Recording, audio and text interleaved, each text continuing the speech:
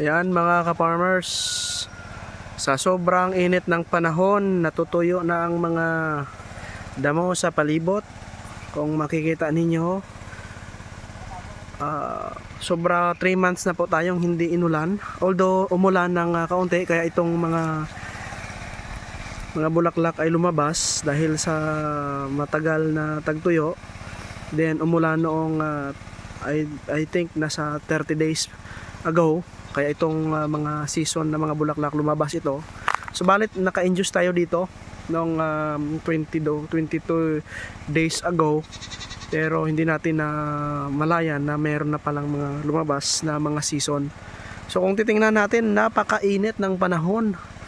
Nanunuyo na ang mga dahon ng mga damo na sa palibot natin. Ayan, kung makikita ninyo, yung mga green na nasa ano na lamang, nasa ilalim ng ating mga mangga.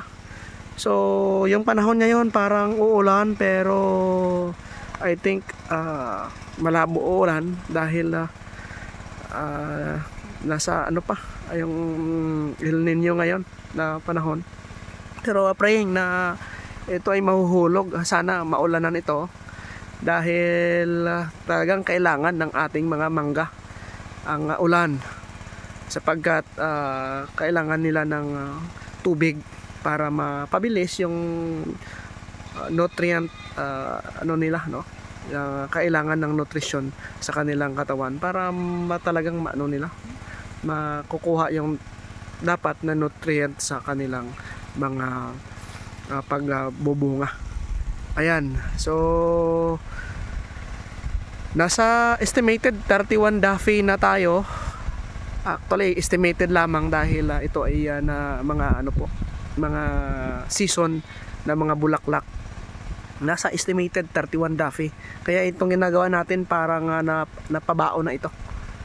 So sundan nyo lang kami mga ka-farmers, at magbibigay ako ng update, mga gamit namin na mga insecticides, fungicides, at saka foliar fertilizers, at mai-share natin, maibahagi natin sa mga kapwa natin na magsasaka. At maraming salamat. Mabuhay tayong lahat mga ka-farmers.